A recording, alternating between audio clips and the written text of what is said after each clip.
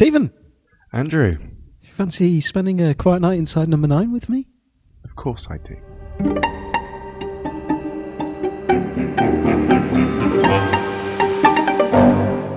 So we're into season 5, episode 5, the penultimate episode of the current available canon of episodes as we're recording this, Thinking Out Loud. Yeah. That's the name of the episode. Yeah, it's not just a description of your current process. What I said. Which actually surprisingly, when I was watching and preparing for this, I was feeling a bit emotional. You know, I know we're planning to carry on doing the podcast and do, you know, other bits and bobs, and there's another series currently being made. But yeah, I felt a bit like, this has been the story of our pandemic, really, hasn't it? It really has. We've just shut out the outside world and just made a podcast. Yeah.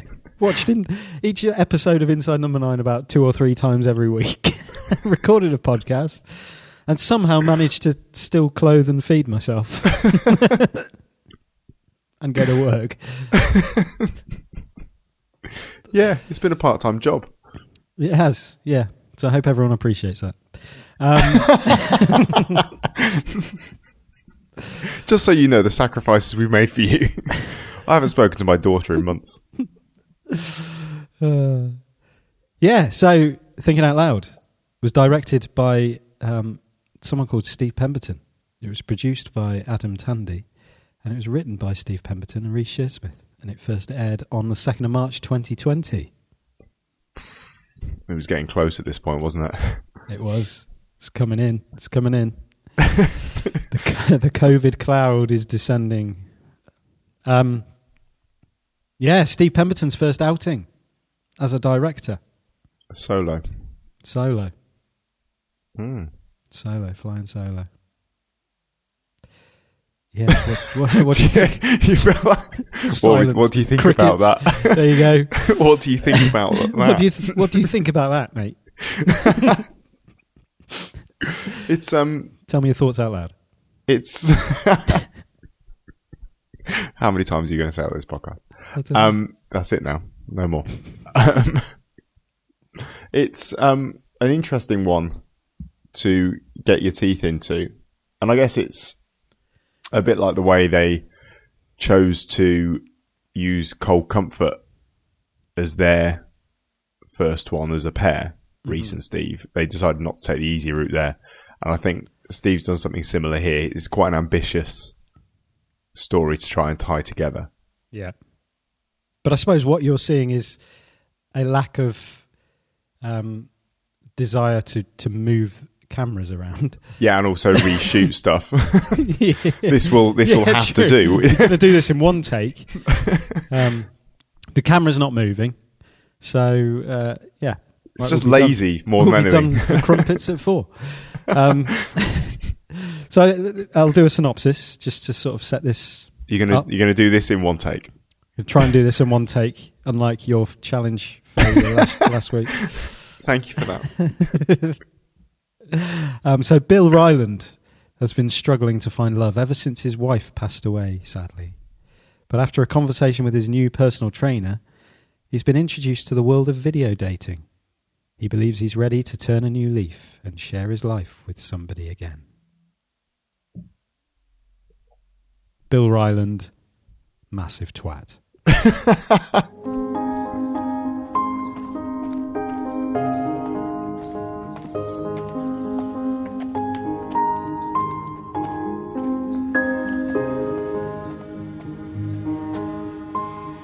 There's nothing redeeming about this man. There's not. So, the setup of this, and it's quite difficult to remember the first time I watched it, because once you know what you know, it's hard to remember what you were thinking, you know, as it was unfolding for the first time. But that first scene, so Bill Ryland comes in, he's walking down the path, obviously towards Nadia's house, and then it cuts to the dating video, and there's a small amount of sympathy to start with, as he's giving this little spiel about why he's looking for love and the fact that his wife had passed away and that kind of stuff. He's not just looking for love. He's looking not. for long walks, some other stuff, and sexual intercourse. Is he allowed to say that? He's apparently. But I think the moment he says that, you're like, dude, that's no. foul. Like, Yeah. You're not. You don't do it for me, but that's okay. But yeah, I think even from that moment, you're a little bit sort of like, oh, this guy's a bit seedy. So you're not. I think you're aware at a level that this is not necessarily going to be like this beautiful little love story, which it could be with that setup. But yeah, it's an interesting one. I did wonder whether the whole thing was going to be related to video dating profiles somehow. I certainly didn't expect it to go down the route it did. Yeah, I know what you mean. Yeah, so like there'd be loads of talking heads all doing the dating profile that had something tying them all together. Yeah. So, I mean, initial reaction after you'd finished watching the first time, if you can remember? I remember thinking how much I enjoyed it. Mm-hmm. I remember thinking that was a pretty amazing story and quite difficult to put together in the way that it did. I did find myself a little bit disappointed by the very explicit laying out of everything that was going on at the end. It felt like it didn't end strongly from that point of view. Yeah, I think I felt very, very much the same. Like, I think my initial thought was, right, I need to watch that again. Yeah. Now, knowing what I know, I need to watch it with that kind of retrospective context.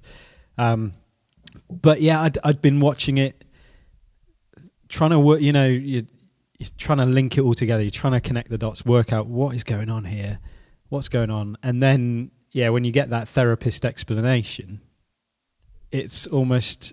It was quite a clunky moment where you're like, "Whoa, you're feeding me more than is necessary." I think, and also more than I'm used to.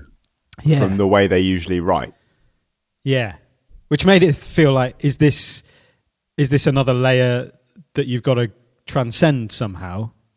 But I'm not sure it is. I think I don't think so. It is just and is that a kind of sort of feeding the fact that this is becoming slightly more mainstream show, that they're wanting to capture a bigger audience, it's on the BBC, that kind of thing, where actually if you're watching, if this is your introduction to Inside Number 9 and you don't get that, it's probably going to turn quite a lot of people off. See, I know we've shied away from, up to this point, jumping into the commentaries and the podcast that Reese and Steve have done because of how it might influence how we watch and listen to these episodes and talk about them, because otherwise we just end up describing what they've told us was going on anyway. Yeah, exactly. But a couple of bits I have read have suggested that in those there are allusions made to the fact that that wasn't necessarily a route that they wanted to go down. Right, yeah. It wasn't necessarily entirely their decision to end it in that way. Yeah, that doesn't surprise me. It doesn't... and that's what I felt at the time. It felt like there's something a bit jarring, a bit, and as I said, clunky is the word that really came to me, because it's like, and I'm, as I've said millions of times, used to watching David Lynch, Twin Peaks, when nothing is given to you, and quite deliberately so. And actually, the makeup of this episode is you can work that out. With enough watches, enough time really digging into it and thinking about it, you can work out the fact that that therapist is that voice, giving the permissions to the different voices. But that's the other thing, though, is that I feel like, so it wasn't even then spun as a therapist, was it? It became the gatekeeper. It was part of the system and part of her system of personalities. that kind of had overriding control and the ability to tune them in and out and sort of contact between all the different personalities. Yeah. Part of me thinks that they could have got away with it being a therapist who was just talking to Nadia about her condition. I also think it could have been left to us to pick out certain things like the angel Galen and all the anagram names and those sorts of things. That could have been left to us. That was the biggest part, when it's like, you haven't realised that, or have you noticed that all of these names are this? And it's like, you what? Like, you don't need to say, like, people, some of the joy of these sorts of programs is working that out for yourself and being like, oh, bloody hell. Like, you've just been spoon-fed it. A really, really odd decision to actually have that dialogue in there. Yeah. And I don't, even if there had been a push to try and make it a bit clearer for the audience what was happening, even if there were external forces saying, no, there needs to be something in there to shove people in the right direction, to then go away and explicitly write in that a full-on, oh, look, the names are an anagram of each other. I don't know. It feels odd. Yeah. No, it's really frustrating because I really love this episode, and even down to the describing what roles each of the characters is playing within the system. It's another thing that you can play around with that, and it's actually left us very little to talk about. So we'll see you next week for the stake. Goodbye, everyone. Goodbye. That's why we're annoyed. But it's ruined but it has. It actually has taken away a certain amount of we're less likely to get that moment of realization about something, and we're less likely to go, oh, yeah, that's what that was, because the opportunity to do that has kind of been snatched away a bit just from 45 seconds of dialogue towards the end of the episode. Certainly that element of it. I think that there are other things that we can sort of explore within it all and within the systems and stuff that are not explained, which, I think we'll still have a good conversation, mate. Okay. All right. I wondered whether that voice, the therapist or the gatekeeper voice, was like her, because she's obviously, I don't know if, I'm guessing she's had some sort of therapy at some point. Maybe she hasn't, I don't know. But it's the release of Bill from prison that has triggered the trauma again. Like, she has been okay. And yeah, I kind of... Well, I think... It's that Aiden... I think I was linking at the Aiden's death, his date in the middle of March, whether that's the kind of... when he's coming out of prison. Yeah. Or, that... Aiden's death as the better father figure is linked to Bill's release from prison. I don't know why I said that, but if we jump right to the very end quickly on that, they all fade away at the end, which suggests to me that we're being told that it's sorted now. Yeah, I didn't like that either. Which I wasn't. Yeah, that was a bit odd, because I don't feel like that's really how this works. It's not just a case of, you killed your dad, everything's fine, brilliant. Very story. All the voices, you don't need any of those. The dragon has been slain. The kingdom is back to. It is like that, isn't it? Yeah. And I don't think that's the case. I don't think that would be Stephen Reese's intention with that. But it does come across like that. A little. Yeah. It's the fading out that suggests that everything's been reconciled a bit. Yeah, exactly.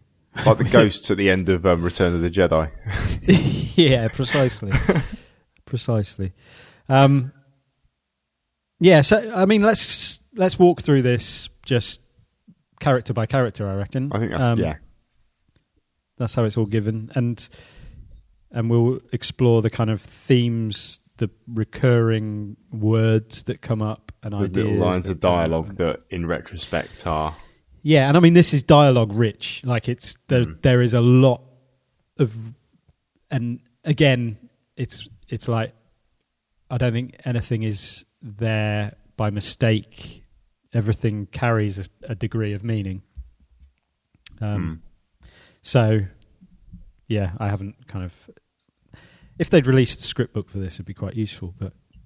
Yeah, Come on. They haven't. Come on, guys. 4, 5, 6. Hello, my name's Bill Ryland. I'm 65 years young, and I'm looking to meet someone special for long walks, nice chats, cosy nights in, and sexual intercourse. I can say that, can't I? You have to be a woman, just to make that clear. Oh, I've had quite enough of male company, thank you very much. So we meet Bill, first of all, as we've said. He's pretty deplorable, dislikable from the start. Turns out he's had quite enough of male company. Thank you very much. Which I was waiting for him to sort of justify, like, what do you mean? Like, you know, when you first watch it, like, what do you mean? Why have you said? What you've tried swinging the other way and it's like not worked for you? I'm assuming prison. In retrospect, I think that's what he's talking about. I'm going for prison.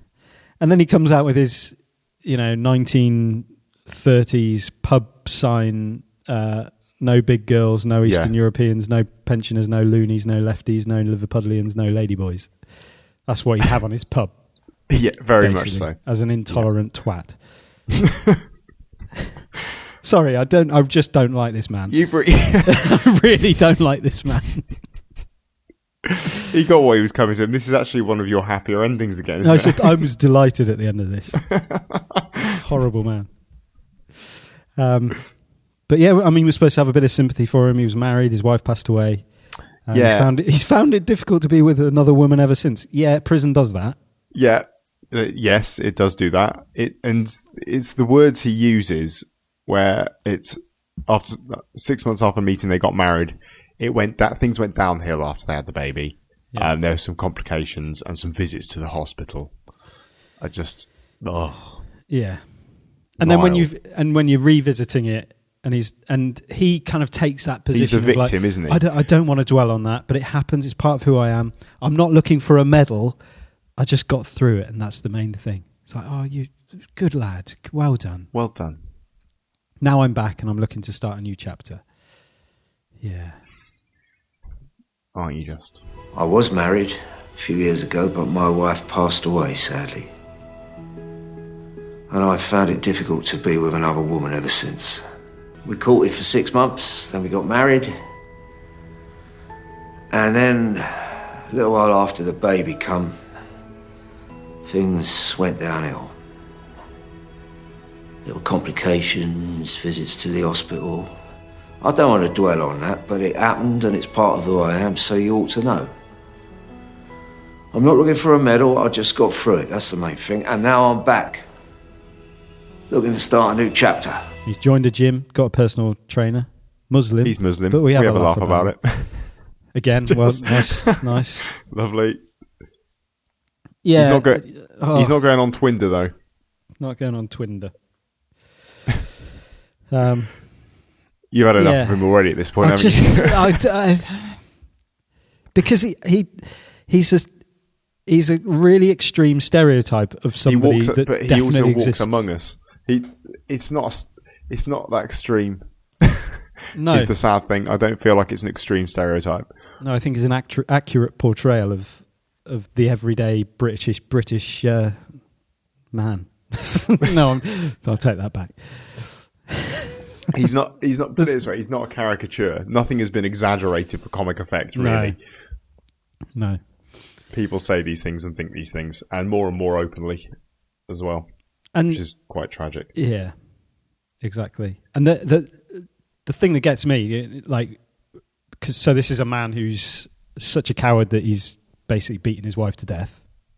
He then comes towards the end of this this little monologue thing with desperation. Why not contact me, please? And he's just delivered a terrible profile because it's all about him and all about just like his wife. I don't know. It just doesn't. It's not. There's nothing about it that you'd be like, oh, great. He sounds. Here's what I can offer you. It's here's what I need. Yeah, and then there's that desperation which just conjures the image of okay, this man he has no strength to actually live on his own. He has no actual personal sense of, like, I don't know, genuine empowerment. It's like, I need a woman. I need to find a lady friend to talk about the military stuff, museums with, rather than the local Muslim personal trainer. PT, yeah. Right. Oh. He needs someone to cook him his meals and lock him in his bedroom at a certain time every night, just so he's got what he's used to. Yeah, that's the impression I get with that desperation at the end. Yeah, and the way he's dressed. It's like you You hate this man. I hate him. I feel like a lot of your energy this week has gone into hating this man, despite him not actually existing. But he does exist. He does exist. We had some good news this week. Kelly's best friend Sophie, who she goes to school with, well, her parents are both really well educated, really attractive and really sociable. And they're getting divorced. Okay, let's move on to Nadia. Let's get to Nadia. I just can't stand this place anymore. Nadia makes me think of what's her name? It's the first Julie cut to Walters. Nadia. She's Julie Walters. It's like watching Julie Walters. It's really weird. Her mannerisms and her voice. I found that a little bit off-putting to start with. Who is this? Yeah. Yeah, I know what you mean. Yeah. So it's 22:56. So timing seems quite important. Unfortunately, I started making note of those a bit late. So 22:56. Is it? That's when she's watching. So she's watching the video of Bill at 22:56. Right. Okay. And then it cuts to the next day. It's 12:35. When she begins, and I think the timing is quite important because it gives you the span of how long this is playing out over, and it is a serious number of hours. She seems very distracted right at the beginning of this first monologue from her. She's staring out the window, isn't she? And she's almost like snapped back into the room to talk about the great news. Yeah, the Smugs are getting divorced. Yes. She's, high five, Tim in the kitchen. Yeah, and this was the first bit of dialogue here that on the rewatch when she spoke about you air clothes and bed clothes. You don't air people. And I thought, what did that do for you? Air can mean to get things out in the open. And she does get these people out in the open. She gets all of her different personalities out in the open. She gives them an airing. Ooh, nice. On a regular basis. And then, they're talking about the dinner party. And she says, our house may be chaotic, but at least we're living in the real world. He didn't say anything. Yeah. Her husband didn't say anything at that point. And so is Tim... So I think she... Real, yeah. I think she must be very high functioning with her disorder. Well, I think she's managing to keep a family together. And in the house is fine. Like everything looks pretty fine. Yeah. So I think the husband and daughter thing is real. And as you say, it's she's been functioning very well until this trauma has been revisited by the fact that Bill's come out of prison. But then the fact that Tim just said nothing at that point when she made the crack about living in the real world suggests that he probably does find this all quite strained. Yeah. And life is tough. Mm-hmm. Living with someone who slips into these different personalities, and it would seem is capable of doing pretty awful things when she's in them. Yeah. Yeah, quite. I think we should say at this point, like, we are talking about a TV show. We have absolutely no background in kind of therapeutic arts. No, the therapeutic arts. Is that what you're calling this? That's how little we know about it. Is that's what I've called it. Yeah, I know. Basically, enough to nothing. be dangerous. Yeah, enough to be really dangerous. I don't really know anything about dissociative identity disorder. I've heard interviews with people who have it previously, but I guess it's one of those things where the experience is very, very personal, depending on who you are and what's led you to experience it. And so there's definitely no one size fits all kind of thing here. And I did read some bits where there was some criticism of how it was portrayed a little down the line of horror film cliche. Yeah. But I don't imagine that that's what was intended at all. No, and in terms of the way that you've seen this kind of thing portrayed in kind of media style stuff, like I think this does strike me as a really kind of good portrayal of it, like in terms of the depth and I don't know, the layers of it, and it's not just Sometimes I'm a crazy person that stabs people up. Sometimes I'm normal. It's not that. No. There's a lot at play.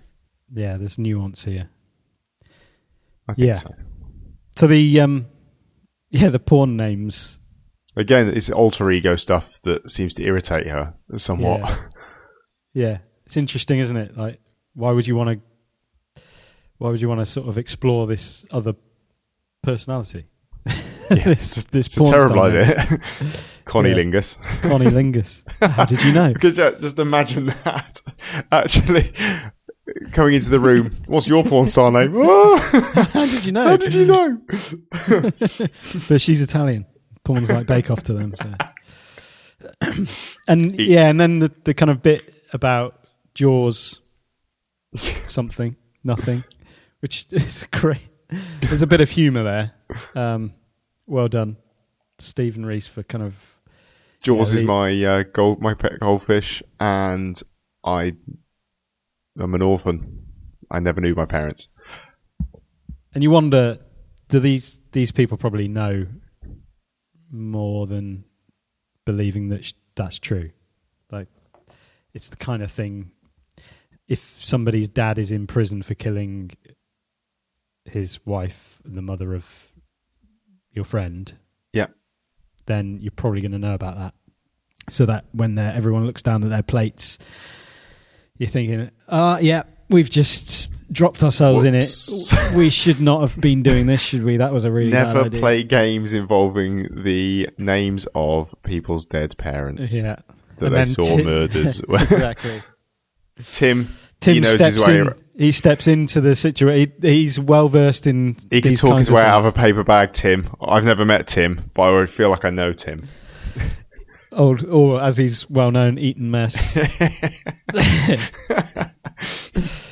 Cracking.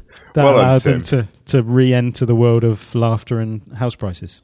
Everyone looked down at the plate. I might have sworn, I can't remember now.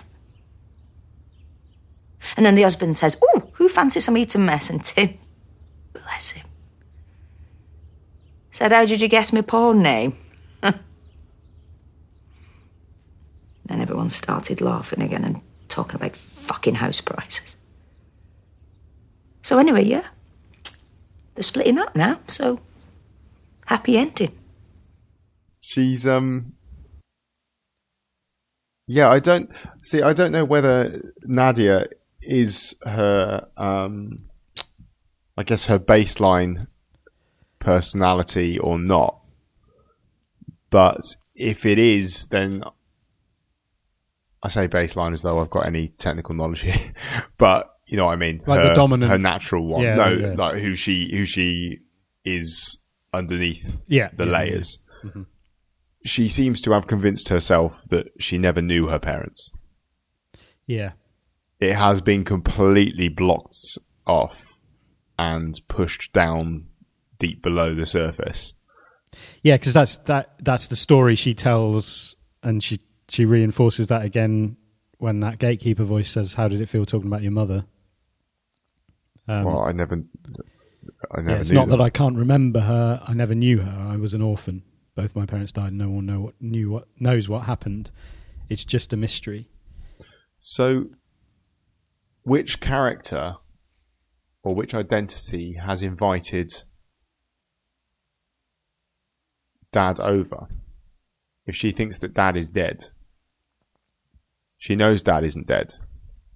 That's a good question. But she's still telling a story to herself or to the gatekeeper that she believes her dad is dead. Well, I suppose Angel's very excited about the whole thing. It's a mixture. So, Angel is obviously, she's having the positive interaction with this concept. Galen, I think, is probably... He's excited for some stabbing. Yeah, because he's got out. Yeah. Aidan is the one that questions whether this is a good idea or what you're going to do or whatever it is that he says, I think, at the end. So... But is I guess we'll come on to Galen properly in a minute, but is Galen being locked up and then escaping her having suppressed the negativity and having, because we're told that he's meant to represent the self-loathing and the negativity and the violence, and he's locked up at the beginning in chains. Yeah. But then he escapes.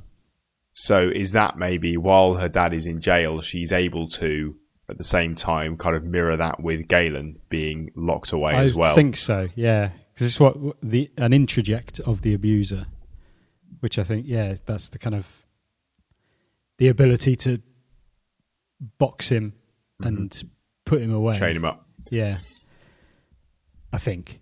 But it's clearly Nadia herself. Even if you take that as sort of her natural personality, there's still something going on there where she's telling herself one thing and doing another. Yeah. When she's talking to the gatekeeper about her parents, she's saying she never knew them and they're both dead and they don't know how, but then at the same time she's invited her dad round, having been released from jail. Mm-hmm. How did it feel talking about your mother?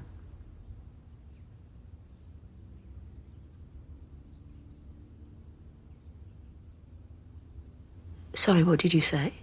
How did it feel talking about your mother, the fact that you can't remember her? Oh, it's not that I can't remember her. I never knew her. See, I was an orphan.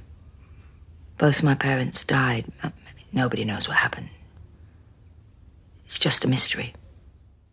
Yeah, that's a good question. Who was invited? Is it Nadia? Is it one? And who's aware? Which one of them is aware of it? Of him existing, alive, and getting out of jail? Yeah, because Galen doesn't recognise him. No. So, who recognises him?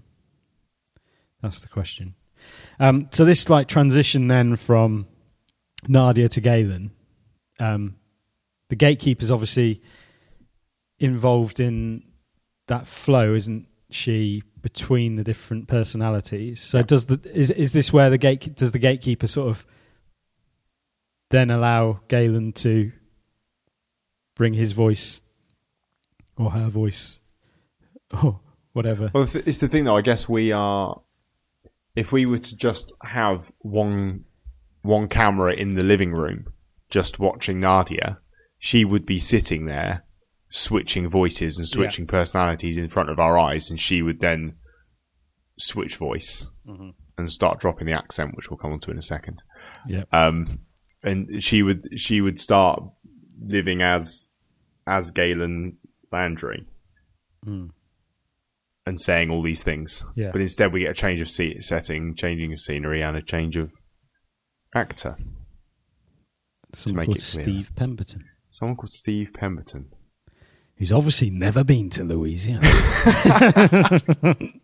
It's quite the accent, Steve. It is. We've given Steve a lot of praise over the months for his various characters and accents. This one felt less whelming. Yeah, we've had some exchanges about this during the week, and I think both of us are slightly. I don't want to be mean, but like it's not it's not the most convincing accent in the world. But then, like I thought, right, I've got the perfect explanation, and lets him off the hook, because at the end of the day, Nadia is an English woman who is putting probably gets this from films. Is this voice on from films, and so this is her accent based on this character she's created from what she sees as like a really bad killer, prisoner killer guy. So it's okay. Hopefully that's what Steve was going for. We'll go with that. We'll give him the benefit of the doubt.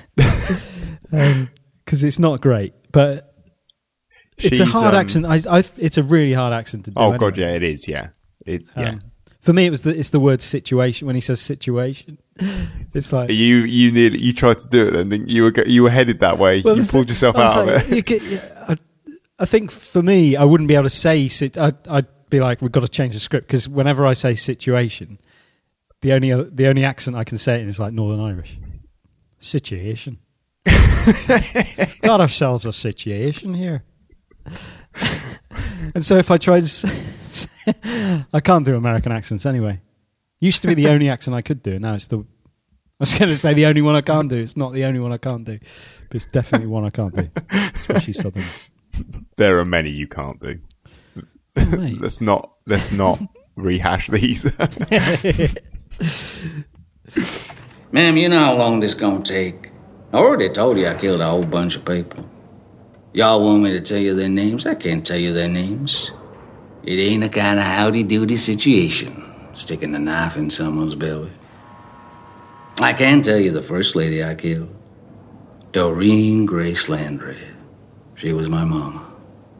Yeah. I get, so Galen is, as you say, she's picked up enough from films where if she tries to imagine the most monstrous person she possibly can to be, as she's at her very most hating of herself and what she's done, she chooses to be Galen Landry. Yeah. Who starts talking killed about a lot of people. Yeah. Of course, when Bill was talking to us, he spoke to us about his wife, Doreen. Oh, yeah. And he named Doreen. That was the first time we heard about Doreen. And then suddenly, alarm bells are flashing in my head. Hang on a minute. Alarm bells flashing. No, hang on. Alarm bells are flashing in my head. So many different. Alarm bells are ringing. Alarm bells don't flash. That's a bell. Alarm bells are ringing as soon as I hear Galen talking about murdering his mother, Doreen. I'm trying to reconcile in my head how someone with this accent has got a mother who was married to Bill Ryland. Yeah, I know. And trying to work out what is happening here. This is weird. It's the first moment of like, oh, I can't. These dots are not connecting along lines that are normal lines. Yeah. These aren't right. Yeah. So that was the first person he killed, was his mother, Doreen.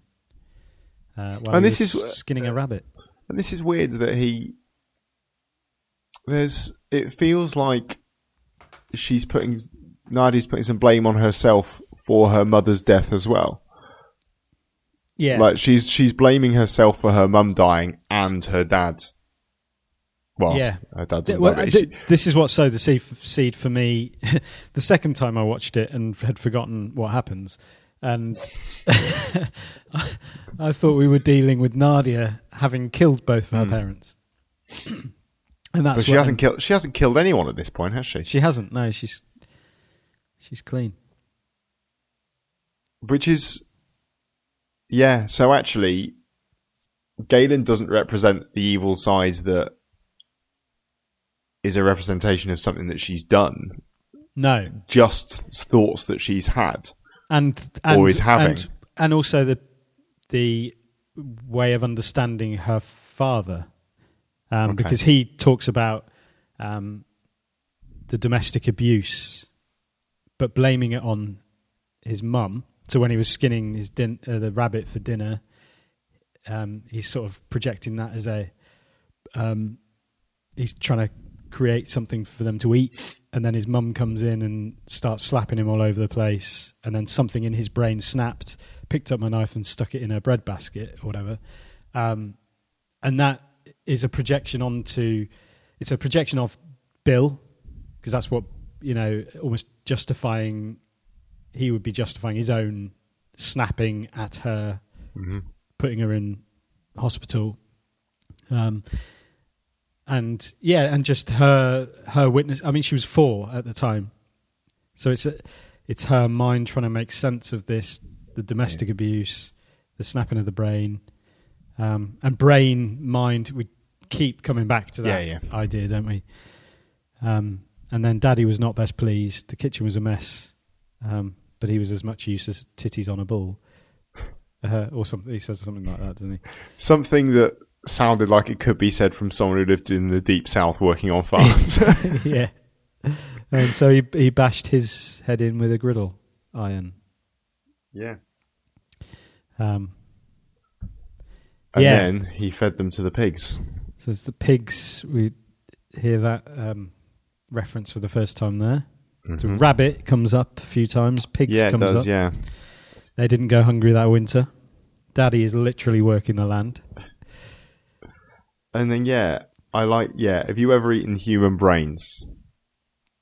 I like to get in other folks' heads. Yes. Yeah. That's where you exist. It's the only place you exist, yeah. And then, he addresses someone directly who we think is the therapist that he's talking to. I assume his court-ordered therapist, saying what a nice husband and daughter she has. And then there's that almost sort of jump scare, aggressive attacking the camera. Yeah. He's unhinged. After he said he's going to pay you all a visit and treat you with some southern hospitality.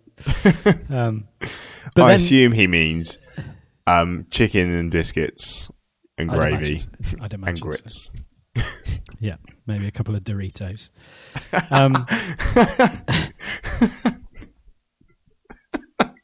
And then you hear... I don't know. Southern hospitality. A couple of Doritos. And then, you hear the gatekeeper say Galen in a way... It's almost a knowing way of like, come on, Galen, don't... Calm down. Really? You're acting like a child. Stop doing that. I like to get into other folks' heads, know a bit of what they know, and that's why I'm smarter than you. Even though I'm sitting here in chains, and you're the one with the fancy video camera, the nice husband, the perfect daughter. Oh yeah, I know you. And when I get out of this hellhole, which I know I will, I'm gonna come pay y'all a visit, treat you to some of that southern hospitality. Galen. And then we jump to Angel, protector angel, guardian angel. I feel like she's a pitch perfect portrayal I cannot of a vapid believe how amazing this performance is. It's perfect, and it's a great role. Like when the explanation comes through, it's like she's trying to influence the system to fight back against the abuse with Angel's army. Like, it's so well written because more followers, more influence. Yeah, and it's like there's nothing levered in there that is out of place for that kind of influencer character. Got a name for the tribe. all about the influence. Like everything about it is like that sits fine on its own. Yeah. There's very little, and I think generally, probably other than Galen, all of the characters, they sit as realistic characters. Oh, good. Yeah, well, even Galen, until he gets out and is wandering around Britain in his orange prison clothes. They all fit the character that they belong in. Yeah, completely.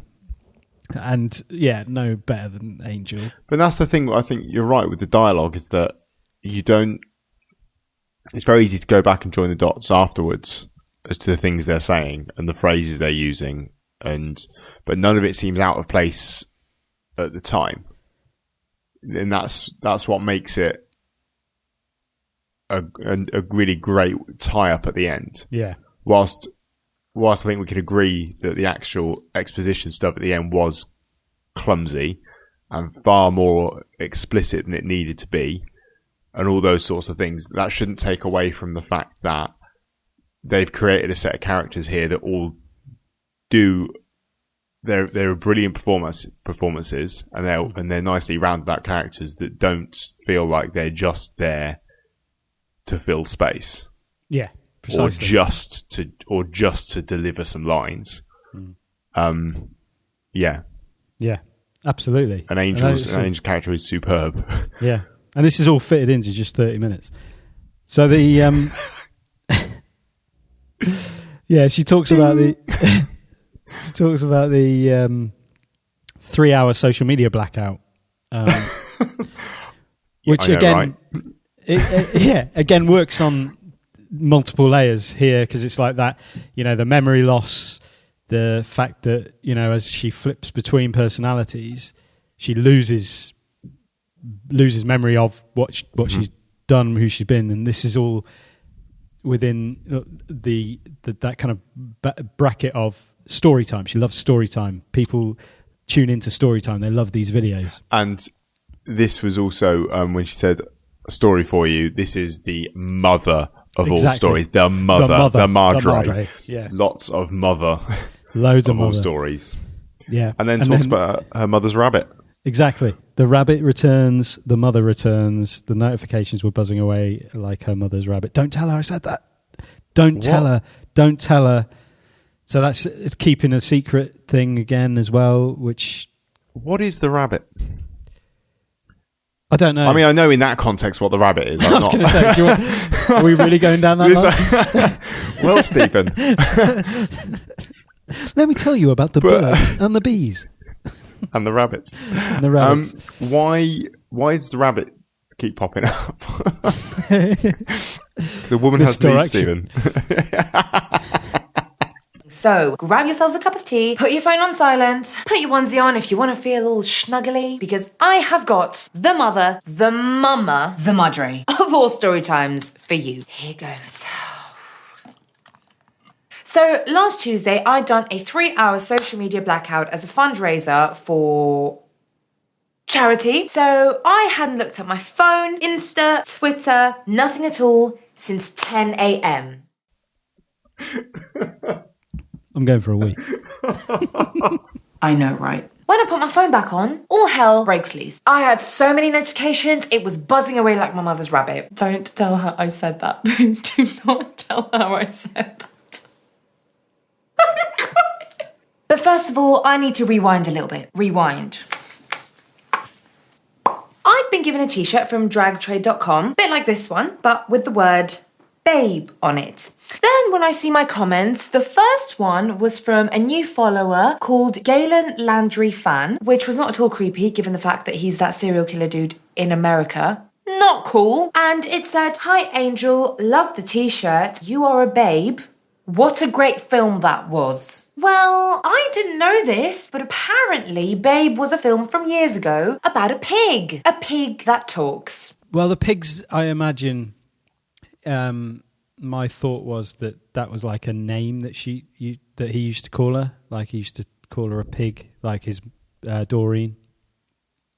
Okay. And whether that was just a a general insult, because that's what Angel gets. That's what she infers is being said by Galen, Landry fan. You're a babe. What a great film that was. That's such a great thing. And then she didn't know what it was. Yeah, About to go and apparently look it it's up. a really old film. Then when she looked it up, she was horrified. Yeah. Yeah, so that's You how can't- I interpreted that. But You can't make a joke on social media about someone you've never met. that reminded me of Stuart Lee. So I was in a cab on a Sunday night going from Waterloo to Hackney, and suddenly the cab driver turned round, and his opening conversational gambit was to say this genuine sentence. He said, "These days you get arrested and thrown in jail if you say you're English, don't you?" The hair is in the back of Angel's. Is that... That's in Angel's room. Maybe that's all it is, just a little hare rabbit reference. I don't know. Is there something about skinning a rabbit? Is that like a euphemism for something? Or Cat. I don't know, yeah. More than one way to skin a cat. Not a rabbit, though. I don't... This is where we invite people to share their thoughts, because that would be quite good if we could get some more information about this. So yeah, Angel's feeling all these different emojis. Just somewhere from her subconscious, she hears a voice. When she says that, there's like a green flicker. Oh, is there? Yeah, like the outside of the frame flickers, and I think that's kind of a little clue that these characters are kind of interacting with each other, and like the divides between them in heads. Got, like, oh, did you? Yeah, we got one. There you go. Yeah, I just got like goosebumps Because she gets that. The frames break up now and again. Yeah. But when she says that thing about there's someone you know, someone you've already met, there's like this green flicker on the sides of the screen, which I feel like is probably what happens when like the little boxes are being kind of broken a bit, and they're because it does happen, doesn't it? Because you see it when Diana's singing, and they're all hearing that, and they're quiet. Bleed through. Yeah. So we've got this idea of Galen and Angel in conflict with each other. Yeah. When he's DMing her saying, "I know where you live." Yeah, and she's shaming him with her tribe. A pile on. I love it. Thank you, Losums. So that's her. But that's her, and it turns out that that's her role, isn't it? Yeah. To try and influence people,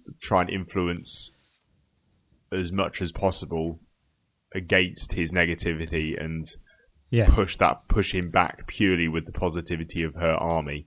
Yeah. And basically to spam wham and thank you, ma'am. Ma'am. Thank you, ma'am. And she says she's going to give him a piece of her mind. Yeah. The mind is back again. Yeah, and when he wants that piece of mind, or piece of her mind, that's taking her space in Nadia's mind. Yes, that piece of mind is, Yeah.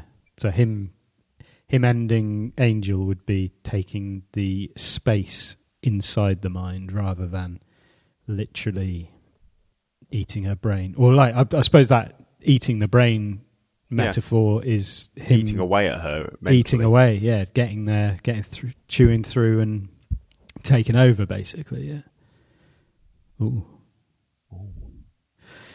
Yeah. And he says, "I know where you live." He knows where to go and find her. Yeah. He knows, which part of the head. Yeah. Exactly. Yeah. Which makes for the most bizarre, when you're watching it for the first time, the most like, sorry, what? What is happening? He's standing why is in he interacting? I mean, she can see him surely standing in that part of her bedroom. That's later on, isn't it? That one. Yeah. But that's the thing, though, is that it's 2 steps and he's in frame. So clearly, this isn't what it seems. Exactly. Yeah, it's great. So Aidan, we meet Aidan next. Reese. I think this is quite the performance from Reese. Yeah, it's really beautiful. It is. Yeah. So is he playing the father figure that she didn't have? I think there's elements of that. Yeah, the father figure protect she should have had, or is she playing the dying mother? Parts Maybe. of that. I think there's mixtures. Because it starts again with the mother reference. Your mother brought me breakfast in bed this morning, and I should be doing this for you. So that's definitely a thing of, like I am the father that you didn't have, and the milkman as well. Like it's quite an interesting. Is that Bill? You know, that whole thing of like wants it over and done with so he can have a lie-in. It comes at midnight rather than first thing. Like, I think there's you know what that means. Yeah. Like he comes home from the pub pissed at midnight, wants it over and done with, and has a lie-in, has his way, does what he wants. And it's this kind of almost this masked figure, masked behind this idea of the milkman and the noises and the sounds, and then you've got to go to school. Like some sounds or bits of radio have certain connotations. Yeah. He describes that memory of Sunday and what Sunday is like, and every week I get that. Every week.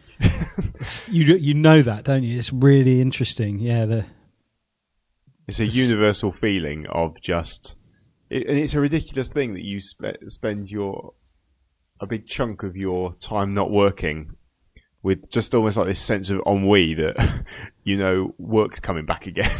Tomorrow. Do something useful with your time. Then no, I can't. I just got to. But something about Sunday. Work tomorrow. What do you reckon? If Sunday and Saturday swap places, do you reckon you'd get the same feeling on a Saturday? When you say swap places, how would this work? So Friday comes before Sunday, and then Sunday comes before Saturday, and then you get Monday. I think the effect would be greater if you swapped Saturday and Sunday with Wednesday and Thursday. Okay. Because then Sunday, either way, if you stuck the weekend in the middle of the week. Yeah, it'd be interesting to see what happens. I feel like 2 days on, 2 days off would be a really solid way to live. I think that would be brilliant. Who do we write to about this? Actually, you know what? 3 days in, 1 day off. 3 days in, 1 day off. That would be okay. I could work with that. But then would both your days off be like a Sunday? Well, that's the problem, isn't it? Yeah. Saturday, does having two connected it gives you sort of something to wind into? Yeah, I don't know. Anyway, coming to the end of a very long term. we do know the Sundayness. The Sunday morning radio with Dave Lee Travis. And then, again, even the reference to, I remember hearing it, but I could hear it through the walls. And that sound of the quack, quack, oops, used to really depress me. Like, I think little bleeds through, as you say, there's probably memories mixed with these characters. And the thing she's hearing through the walls is probably the screaming and shouting of her parents, isn't it? Yeah. Yeah. She's not actually there for most of it. The big arguments with my brothers about whose turn it was to take the top 40. Man, did you used to do that? C90, get it out, put your finger over the pause button. Yeah. I was like, how do they capture like these real? It's just observational moments at their best. I mean, I feel like we're probably some of the last people of our age are probably some of the last who were doing that. Yeah, Sunday it started about 4:00 Sunday evening. Finished at 7. You get the top 40. It was a long old slog. Yeah, you had to invest yourself. But yeah, and it was all about trying to cut out the DJs. Yeah, because they did it on purpose. They did. Yeah. Gary Davis or Peter Powell or Dr. Fox, if you were listening. Dr. Fox was he was bad in many ways. So then they went to hospital. So we hear that hospital kind of reference again. The 18-week scan. and then Beautiful Angel. we find out it's My Beautiful Angel. So now we're even more confused because we're thinking, Especially- how is what? And then it gets worse. I'm gonna call her Doreen Yeah, after Aiden's mother. yeah. We're in this whole I don't know what we're crazy up to. name. Yeah, but then you're thinking, oh, maybe Doreen could be grandma, couldn't she? Angel's grandma. she could. Yeah, guess. yeah. So- and so it could be Angel's middle name is Angel, or that's just what she's referred to, my angel or whatever. Because Doreen's, Angel's army is better than Doreen's. Dildos. We're back to rabbits. Definitely better than that. Definitely. Yeah. You'd get a C90, put it in the stereo, you'd hover with your finger over the pause button, ready to cut out all the bits of Gary Davis or Peter Powell or whoever it was. Anyway, none of this will mean anything to you, will it? Yeah, and then there's that the conversation about the big day. When's the big day? Hers or mine? Quack, quack, oops. She's due at the end of May. I'm due in the middle of March. And I feel, I said earlier, I'm due in the middle of March.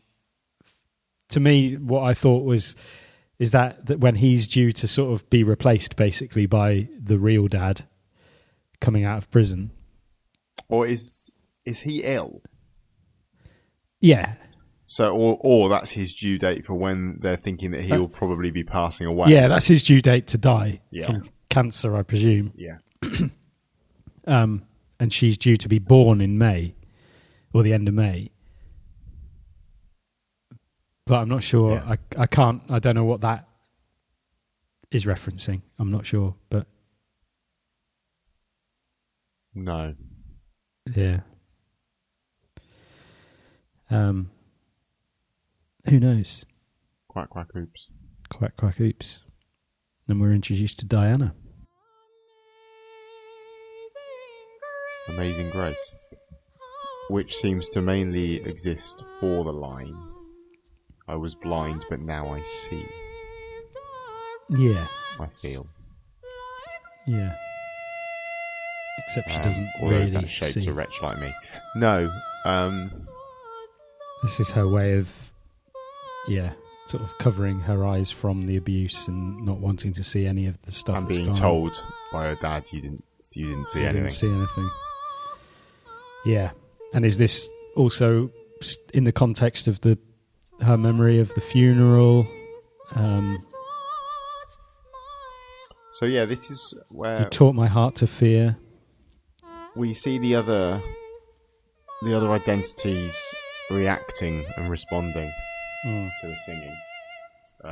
Galen and Angel are both kind of sat listening whilst Aiden's taking pills. Yeah, And Nadia is crying.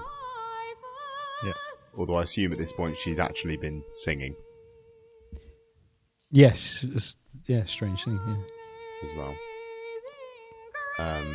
It's 14:11 at this point. it is indeed it's- 14:11. It's about half hour in.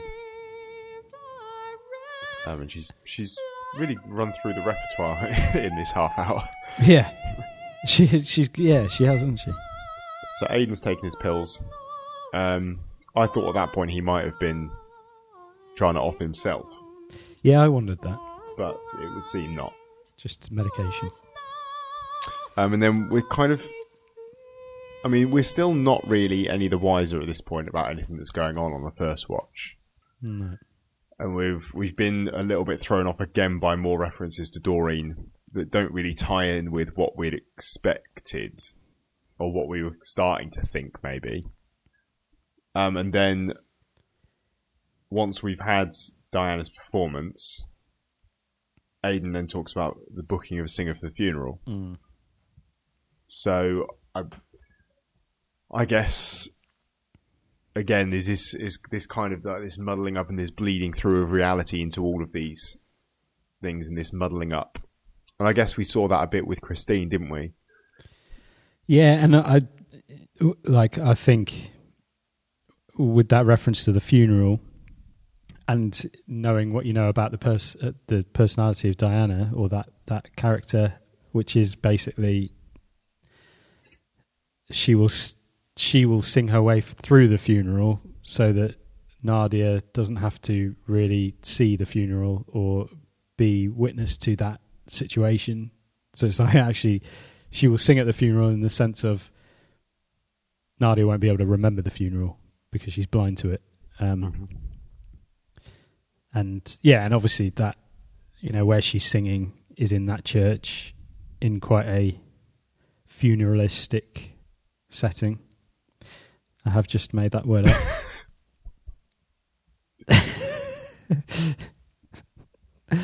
Tried saying it with confidence. You caught the smirk out of the corner of your eye and went, "I'm going to have to address this." He's aware that's not a word. Yeah, I found it interesting how Galen kind of responded to it. Yeah, because he wasn't. He's not like quiet. he was dismissive of it. No, there was a certain amount of contemplation, and it's almost touching him somehow. Yeah, yeah, it does seem to have that maybe an almost calming effect on the raging. It's almost like it has that impact on all of them. Going on her head. Yeah, she is able to almost suppress a lot of what's going on with that singing. Yeah, and whilst Diana's performing, the rest of them are sidelined. Yeah. Yeah, she's sort of taping the tracks from the top 40 at that moment. No one's talking over them. Exactly. And it's interesting with Aidan. So when we cut back to Aidan, he's obviously looking a lot more ill, looking weaker, looking fragile, and his shelves are emptied of books. His room is disappearing. And so this is almost the, when you're thinking about the taking of that a piece of your mind, like you feel like his part of the mind is slowly dying, it's disappearing. Is he becoming a weaker character, weaker personality? He's not got the influence that he used to have, that protector role. And him and Angel are obviously both the protectors. Galen is now way, in isn't it? Yeah. But I also think that the protector role is probably feeling rather weakened by Bill's release from jail as well. Yeah. And he's feeling as though he's under threat from that point of view. Exactly. Yeah. She's now going, it's actually it's the fear of that trauma's been re-triggered. The fear of the monster is real because he's now out. Aidan's disappearing. Angel, Galen is in Angel's room trying to take that piece of her mind. Weirdly though, it feels like Galen has actually got more of a takeover going on with Aidan, because Aidan clarifies when he said "I'd die for you," what I meant is I would kill for you. If it meant keeping you safe, I would kill for you. Good point. And so actually his role, if he reduces himself to that, and he reduces his role to "I will kill for you," it's the subtle, nuanced takeover. Yeah, he doesn't need to be there anymore. Galen's got that bit covered. Galen's sorted. Don't need him there anymore. Not required. Redundant. That's a great point. Really. And so maybe that's what's happened. He does says, "I'm here. I'm inside here, and I always will be." And I guess that's her memories of some sort of father figure. Because I dare say that for all his violence and awfulness, there probably are some memories. I'm not redeeming Bill in any way whatsoever. There is nothing to redeem about there him. There may well be something in her head where she's got some sort of positive memories of her dad. They're not real in there, but it can't be. He might have been nice to her once or twice. Perhaps. This is the first time we're going to have to disagree. He hates Scousers, and as you know... Gee, I can't believe you're a Bill apologist. I'm not a Bill apologist. Don't set me up as a Bill apologist. I love that episode as much as you do.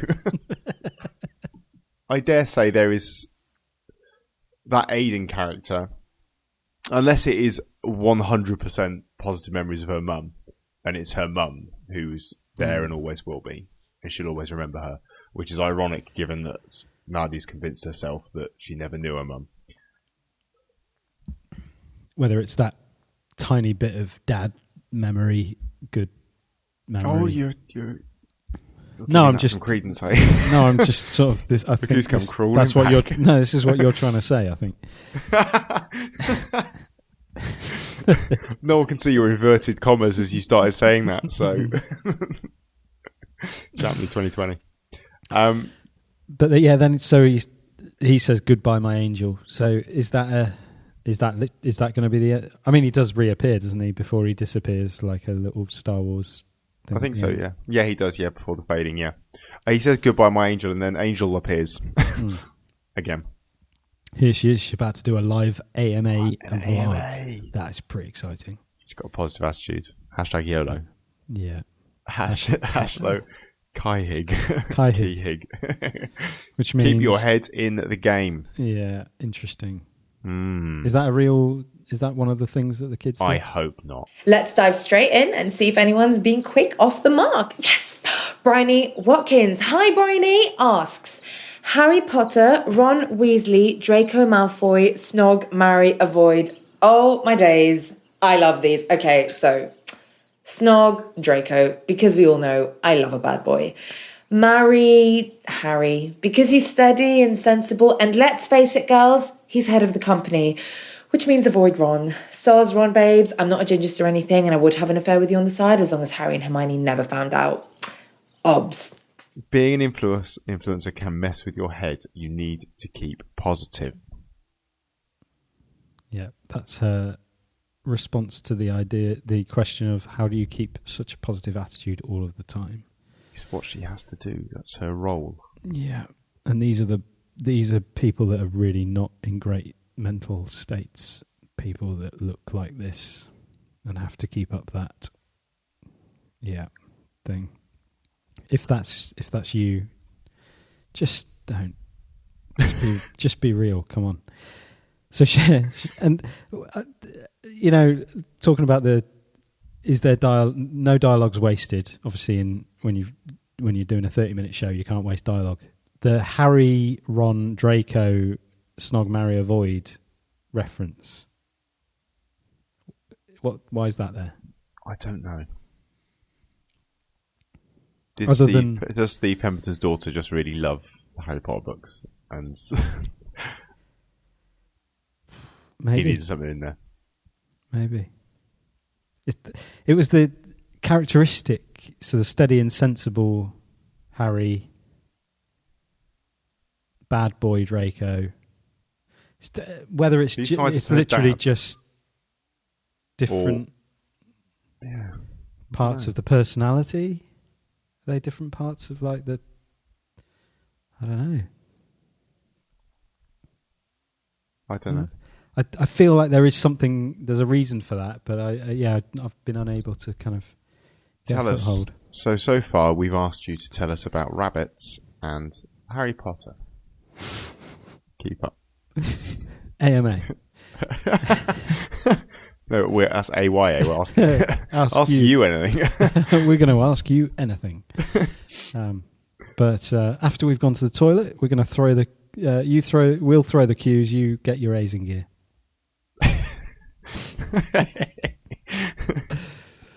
I can't do this. I'm not. I trip over my words. She's so good at words. Like she just says them all. She says the same ones over and over again. They don't really mean very much. True. So she goes to the toilet. She opens the door. Who's in the mirror? Galen. In his jumpsuit. And at that moment, first time I watched this, you see Galen there, you're like, What's he doing there? Am I buying into like the worst episode of Inside Number 9 ever here? Because he's had to travel a long way without being noticed. Wearing that. He's got Louisiana State Penitentiary printed on his back. What is going on? So, do you have any convictions for entering this country? No. It's a fancy dress. He's also bought his favourite Louisiana toothpick with him as well. Oh, that's the one he used on his mum, is it? Yeah. Well, that's the one he's been toting around. Surprised that hasn't been confiscated. Did no one think to... Did anyone... He's been walking around with that for years. Stabbing up people in jail. So there he is, there looking at the questions coming in. Reminds him of being back on trial. And then he talks about goes through this sort of the kind of mental health pleas that he gave. It was the voices in my head that told me to do it. Played the crazy card. They believed it. That's interesting. That someone who has this disorder is dismissing that as something to be used to get out of something. To avoid responsibility. Yeah. Because, that sounds like someone who doesn't know anything about this. Mm-hmm.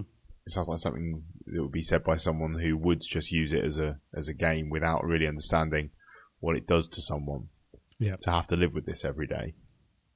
But as a device here, it's this is exactly what this is. And it's foreshadowing what's going to happen at the end. Yeah. Yeah, and it's because he says the judge says I was as much of a victim as those poor folks I'd slaughtered. Ain't that a kick in the head? That fits again with that whole, what we were saying about Bill himself playing the victim. That's true, yeah. And it's whether that narrative was created by Bill in some way earlier on, or like in real life. Yeah, very true, yeah. And the kick in the head, that's probably a reference to something that really happened. Yeah. Because Bill is awful and he has no redeeming features. I'd like to make it clear that I believe that Bill is awful. Oh, Bill has absolutely no redeeming features. No, he does not have any redeeming features. Look, he gets on with his PT, even though he's Muslim. So we should at least give him that. I think he's a really tolerant guy. Yes, that's fine, yeah. What a guy. What a lovely human being. What a guy. I feel like you know a Bill. So I do. And it really annoys me that they're allowed to walk among us. It's not only that they're allowed to walk among us, it's that it's a position of entitled normality. Yes. I don't think it was for a while. I think it's becoming more and more. It's just like this is normal again. This is fine. Like this is the way that you should think about other human beings. Although I think we're past it's okay to kill your wife. I don't think anyone thinks that's okay. No, okay. I don't think that bit of his behaviour has been normalised. No, but I'd say the underlying chauvinism is probably still moderately there. So yeah, and just that and as I say, actually you are a coward and a weak human being that is positioning yourself as a strong human being. That it's like, no, you're just a big bully piece of shit. Anyway, not even big. You're just a piece of shit. And a bully. You can keep the bully in you're there. Bully. Yeah, you're just a bully and a piece of shit. Hey Andy, tell us what you really think. If you want to know what I really think, join our Patreon.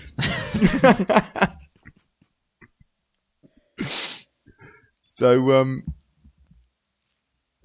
then we get the breaking up starting again as the gatekeeper kicks back in, and it all starts to get a bit fuzzy in her head. And I guess this is the personalities interacting with each other causes a bit of a messiness and fogginess in her head. When the question comes in to Galen at the computer screen. So Galen is in Angel's room being asked a question by the gatekeeper about the picture of Bill Ryland. So which is really confusing. Four things coming together.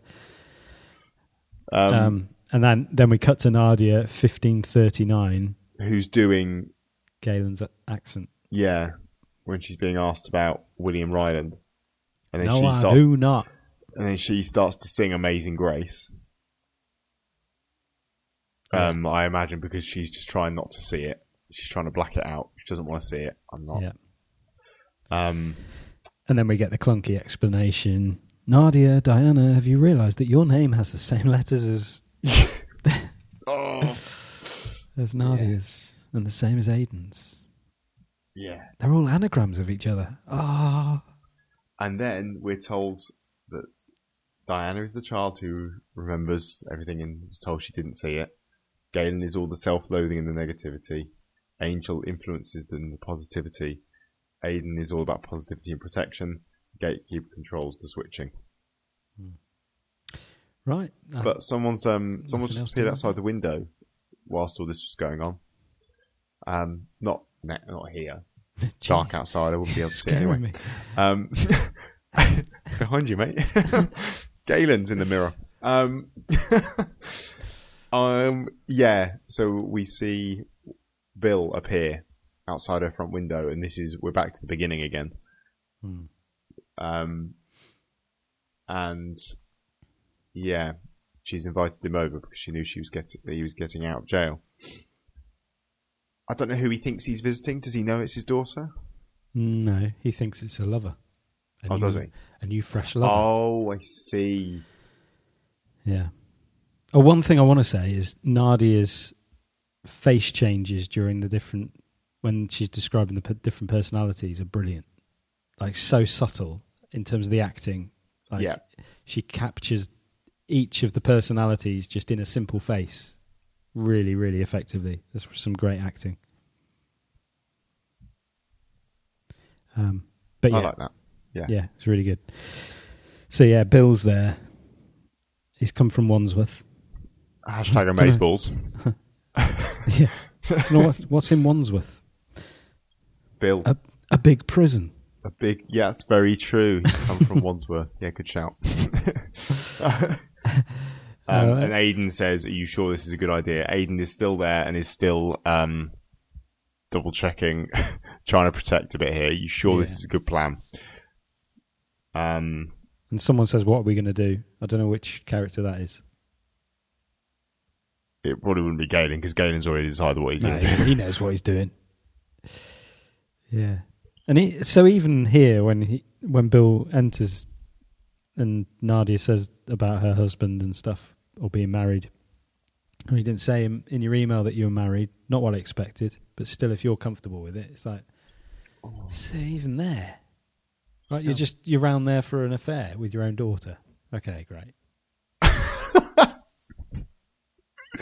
Now, not to sound like a Bill apologist here, but he doesn't know it's his daughter, does he? He doesn't. You should know. But this next moment, when Galen comes stabby, yeah, brilliant. Yeah. Have you come far? Wandsworth, not too bad. Nice place. You live here on your own? No, with my husband and daughter. Can I take your coat? Yeah, sure. Thanks. You didn't say in your email you were married? It's, well, not what I expected, that's all. But still, if you're comfortable with it...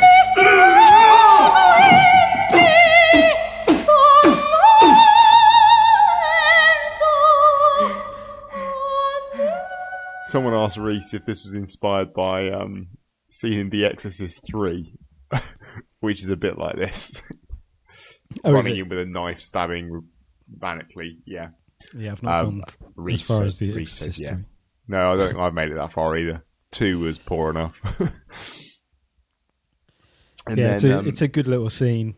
Galen, they go, and where the camera is. It's slightly wonky, the camera. Yeah. It almost feels like she didn't mean to put it there. Filming. Yeah, I was wondering about her picking up the camera and putting it somewhere, because that was after the like, what are we going to do? And then it was like she's decided she's going to pick the camera up and put it over there and film whatever's going on. Frame it perfectly. Yeah. Bad call if you were trying to if you're trying to get away with this. But I'm not sure she's really thinking about.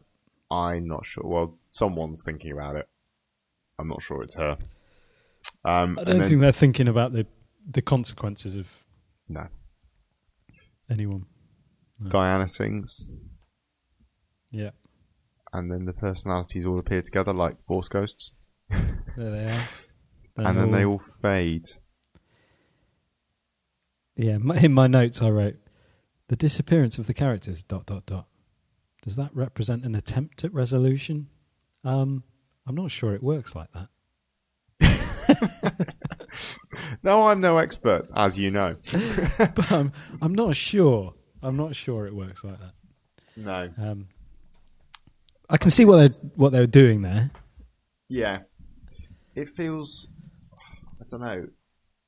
The ending feels a little bit bittersweet, but not from a story point of view, because I think the overall idea of what they've done there is pretty great. Yeah. Even things aside about people's misgivings about the portrayal of DID and all those sorts of things, the idea of having a set of characters who are all set up as being fairly disparate, but with little underlying hints in there to set you off and set you thinking, how is there a connection going on here?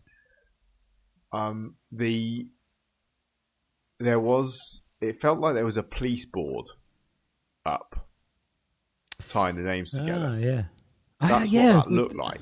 We hadn't sort of explored that, yeah. But it wasn't taken anywhere. I don't know whether that was something that was kind of put together with an intention to do something with it. Mm-hmm. Whether this was an investigation afterwards or something, and she's being and there was a plan maybe it's like trying to connect the different to a psychiatrist or something afterwards. I don't know. A bit like what happens at the end of Psycho. Yeah, exactly. Yeah, Norman.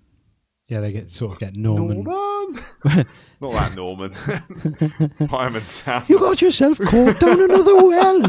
You're gonna have to get Fireman Sam to come and get you out. That'd be a weird twist in Psycho, wouldn't it? If it all took place in Pontypandy. Norman Bates is stuck down a well. Should we leave him there? It's probably best. Otherwise he'd get himself in trouble again. He did cause a lot of problems, didn't he? Yeah. Psycho and Fireman Sam, the crossover that you never knew you needed. The most ambitious crossover event of the century. Back to... Trevor would be pulling the cars out of the lake where he dumps all the cars of his victims with his little minibus. Bella Lasagna probably wouldn't be written in because the idea of an Italian restaurant owner called Bella Lasagna, I don't think flies these days. I don't think it's in the redone one. No, I don't think it is actually. It's dreadful. Yeah. Of course, she'd be well into porn. It's like Bake Off, isn't it? For those Bella lasagnas. Also her porn star name. Bella lasagna. Yeah, my first pet was called Bella. My mother's maiden name was Lasagna. She also owned an Italian restaurant, obviously, in Wales. Dreadful. How did we end up here? How did we end up here? Oh, the end of Psycho. You said Norman, and I was gone. Yeah, like the end of Psycho. I suppose that's the dominant personality takes over, which is his mother in that. Which he gets stuck on for a while until Psycho 2, when he's okay again, but then he gets manipulated by some locals and falls down a well. It does very much fall down a well, and it all goes wrong. So, yeah, I mean, it's a strange one with this episode. Like, I really, really like this episode, and I was really looking forward to talking about it and exploring it. And yeah, but it just has those tiny little niggles of it's not perfect, and I'm glad you said about like there was pressure to give those explanations if they've talked about that, because it does feel like that, and I have a sense of sympathy for them in terms of if I'd created it, I'd feel slightly like it's not quite what it could have been. This is one that I'm actually quite looking forward to going and finding out from them. Definitely. What they have to say about it. Whether they're what I find hard to reconcile though is the idea that they would put something out that they weren't entirely happy with. True. Because that's not something that we've really experienced, whether it is just the curse of popularity and the fact that by this point, this many episodes in, the BBC now feel under pressure to keep people happy. To not keep anything, not to have these cryptic things that... But then that's strange, isn't it? Like, given what we were saying about Death Be Not Proud, and like they've 5 series in earned the right to essentially do what they want. That's true. And I think I might need to go and have a listen to. Yeah, I'm going to do that, because it could open it up and make us realise. No, actually, that makes a lot of sense. Like, that's fine. Well done. You are, and I think, and for all the, criticism that we might level at it in those little respects, like, it's still a fantastic episode. Like, I'm not saying I could do better. No, exactly. But it's just as I say, clunky. The clunky moment. Is that a personal preference thing? It might be. But I think it fit for me. It's a bit like what we were saying last week about magic tricks. When the thing is revealed, it's like, you've just taken the joy out of it, because the joy is in not knowing and grappling with it and trying to work out, okay, what's really going on here, and you've literally just taken that away. Yeah, just put like a joy sucker might be, and just like we're back to rabbits and dildos again. I see. This is the opposite. It's a joy sucker. Diana, have you realized that your name has the same letters as Nadia's and the same as Aiden? Nadia, Diana, Aiden, they're all anagrams of each other, like Angel and Galen, 2 sides of the same coin. They're all part of you, Nadia. And the man in the photograph, William Ryland, is your father. When you were 4 years old, you repeatedly witnessed your father beat your mother in a drunken rage. When he found out she was going to leave him, he attacked her so savagely that she later died in hospital. This severe trauma created a subconscious psychological defense mechanism we call dissociative identity disorder. Your mind split into these different personalities. Diana is the child who remembers but was repeatedly told, You haven't seen anything, right? singing to herself to drown out her mother's screams. Galen is the persecutor and introject of the abuser who holds all the self-hatred and negativity so the other parts of the personal system are not aware of them. And what thanks do I get? None. Angel and Aiden are the protectors. Angel tries to influence the system to fight back against the abuse. Aiden acts as caretaker, a constant source of love and reassurance. There are people on Reddit threads talking about Love's Great Adventure who are taking 4 watches of an episode to pick out that the mum ran over the loan shark. She didn't, did she? And that was too subtle. So... Oh, really? Yeah. On Reddit? They're usually quite on it. Reddit. Reddit's got all sorts. Yeah. They seem to see like aliens everywhere and things like that. It's taken them 4 episodes to see something that's hiding in plain sight. Reddit isn't a collective personality. But I don't know whether you become a victim of your own success when you attract idiots. Not idiots. This is how Brexit happened. That you attract a more casual viewer who is only semi-involved in what they're watching, and therefore really appreciates a voiceover at the end explaining to them step by step exactly what they've. I don't doubt there's missed. a lot of people that do appreciate that. Yeah, but having said that, ironically enough, you could probably head on to Reddit straight after the episode and have someone do that for you without the episode having to do it. Yeah, exactly. Yeah.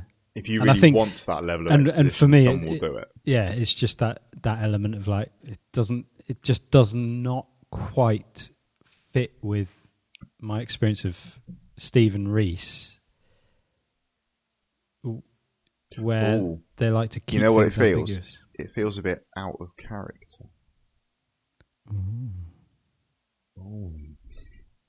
Not entirely themselves. As if there's someone else influencing their decisions. Yeah. As if they're not fully in control of this whole thing. There you go. There's the twist. This is the real twist. Yeah, I think we should probably leave it there anyway. Probably. Yeah. Yeah, I mean, there's all sorts that you could contact us about with this one. And we'd love to hear from you because unless it's a stack of abuse about our misunderstanding of the identity disorder, don't shower us about that. Yeah, I mean, it's not a misunderstanding, it's just total ignorance, and we're open about that. So, yeah. If you want to improve our understanding, be nice. Yeah. Please. Please. Yeah, but if you've got anything to say about how much you hate Bill Ryland as well, I'd love to hear. I've set up a separate folder on my inbox with a filter. If it contains the words Bill Ryland, it's going into my Bill Ryland hate account. Horrible man. Yeah, so please do email us at quietnightinsideno9@gmail.com. Or get in touch via Twitter at AQNIN9. Right, so next week we're going to look at the final episode of Inside Number 9 so far. Yeah. That's really sad. It is a bit. And we might have a special guest. Yeah, I think we do. Great. So look forward to that. Take care. Have a good week. Goodbye. Bye-bye.